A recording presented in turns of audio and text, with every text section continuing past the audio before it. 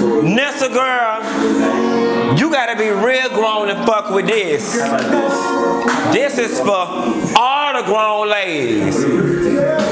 Said you got a big old ass and both legs and fine hair and all that shit that I want, sexy motherfucker. But let a player know, is we gon' fuck tonight? My dick is getting rock hard, oh my god. It's gonna be some fucking tonight. Take your panties off or pull them bullshit to the side. Hey, is we gon' fuck tonight? Yes. Ooh, good pussy make you break the brakes off of it. Nessa girl, I know y'all down to the job house looking at me like what in the entire hell just happened. Let me tell you something, girl. Woo! See, God don't like that whole spirit on me because it just almost made me choke. Nessa girl. I know y'all still shocked. Y'all didn't know I could dip it low, bring it back slow like that. But you know what? I'm in here, got me a whole cup full of Tito's vodka mixed with a tropical punch Smirnoff ice. And you might ask me why. And the only answer I can provide is just because. Okay? Nonetheless, Black Ink Crew is raunchy. It's getting close to the weekend. I'm feeling raunchy. And I ain't had none in a while. So Nessa girl, let's just get into last night's episode of Black Ink Crew. Now, while I came in here and did the retired stripper dance, you got Sky ass looking like a working girl, okay? What in the Rick James crushed velvet orange hell was that Little Kim inspired flea marketing Flatbush Avenue Canal Street mess that Sky had on? Like,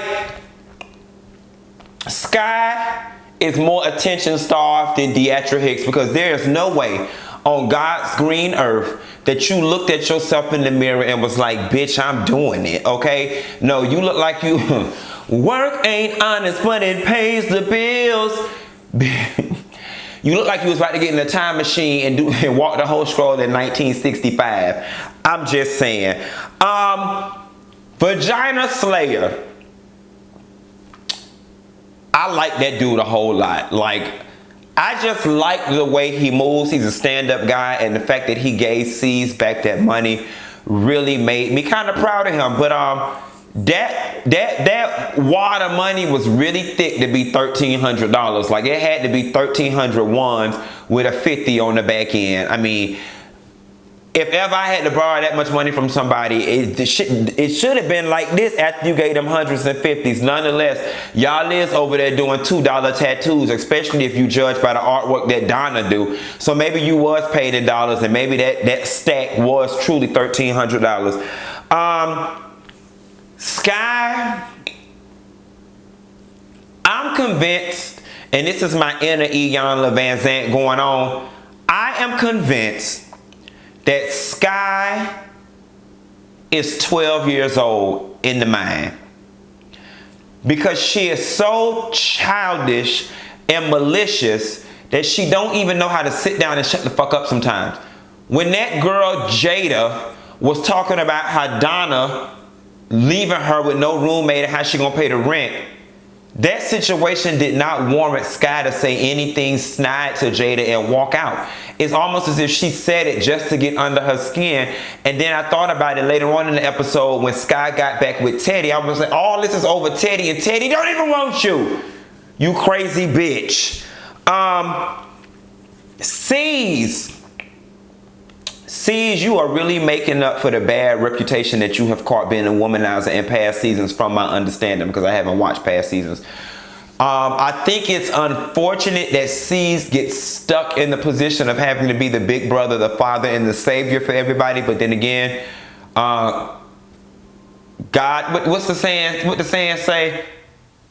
God doesn't equip the call, he calls the equip, or he doesn't call the equip, he equips the call. However it went, God has put a calling on your life to be in that position, and he's going to make sure you have the tools necessary to help those people. And I love that you are, y'all know me, my favorite characters on these shows are the people who are practical, logical, and who can make clear decisions independent of emotion. And that's what C's is. Like, he always gives those guys clear, concise, just logical advice. And I respect him a whole lot for that. The way he was talking to Alex and just sharing his experience with his father and letting Alex know, if you can, try to remedy it while he's alive. That was a really good call, C's. Speaking of Sky and Teddy earlier, Sky, you got to stop putting your hands on people. And the thing about it is, the scene was fake as hell because Sky was sitting there smirking the whole time, and Teddy got on his goddamn phone to keep from smirking. But even with that, like, Sky, as many dicks as you touch with your hand and all them plastic clothes that you buy from God knows where and God knows how many people don't touch them, I don't need you putting your hands in my face giving me salmonella in my pores. I just don't. And I think, you know, Teddy, you take advantage of Teddy. And Teddy is one of those guys that'll fuck around and end up going to jail by mistake fucking with a bitch like Sky, because he's taken so much from her in the form of physical and verbal abuse that one day he gonna have something going on in his life personal that she's not aware of. She gonna come in there with her bullshit and he gonna break her neck. You know what I'm saying? So Sky, you better leave that damn boy alone.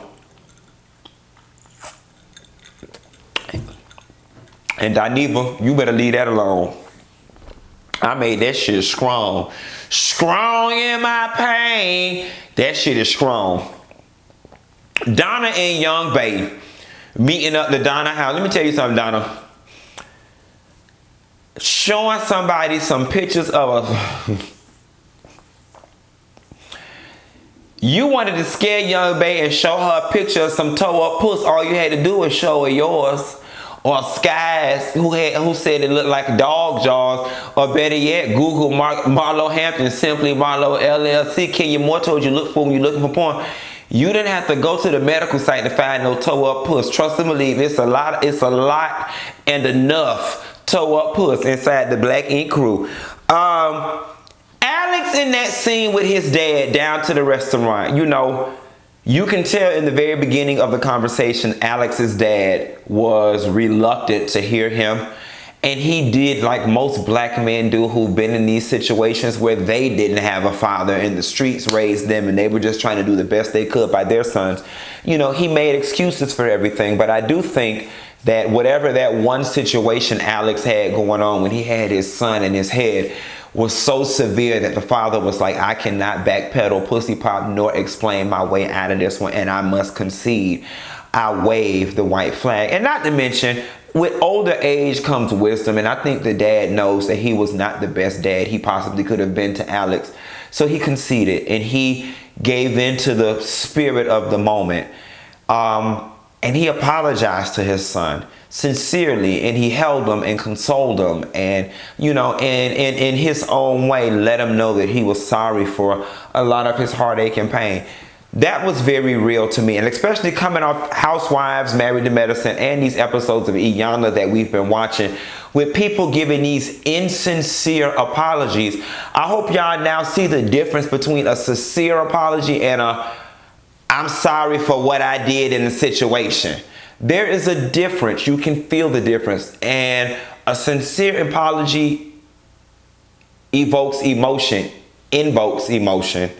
Evokes or invokes? Invokes emotion. Both parties, the one that's giving it and the one that's receiving it. And that's what that was, a real apology. So hats off to his dad for doing that.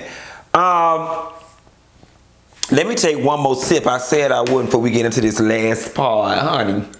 This last part.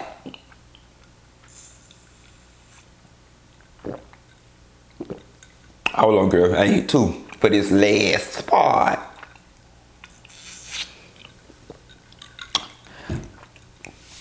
Nestle, girl. For this last part.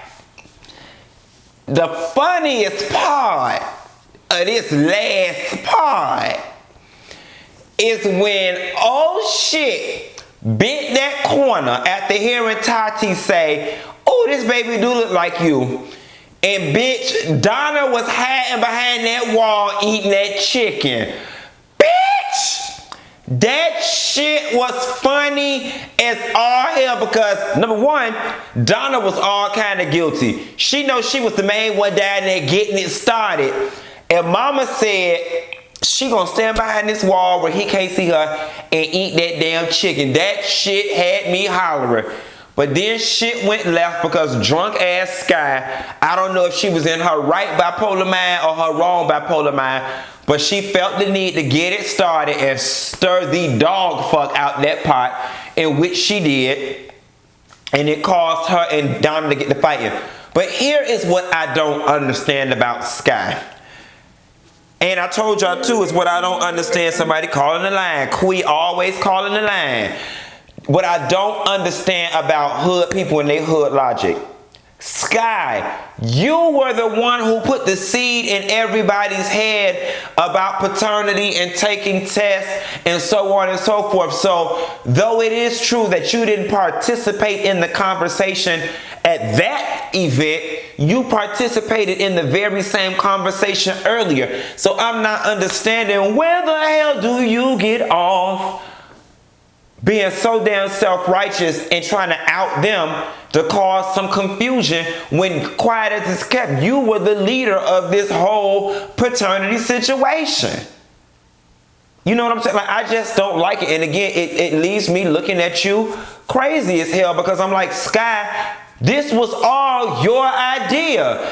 And is it me or did Donna's voice completely change when it was time to fight Sky? Like, Donna's sounded like a dyke on a ninja bike that had 20 packs of Marlboros in her book bag.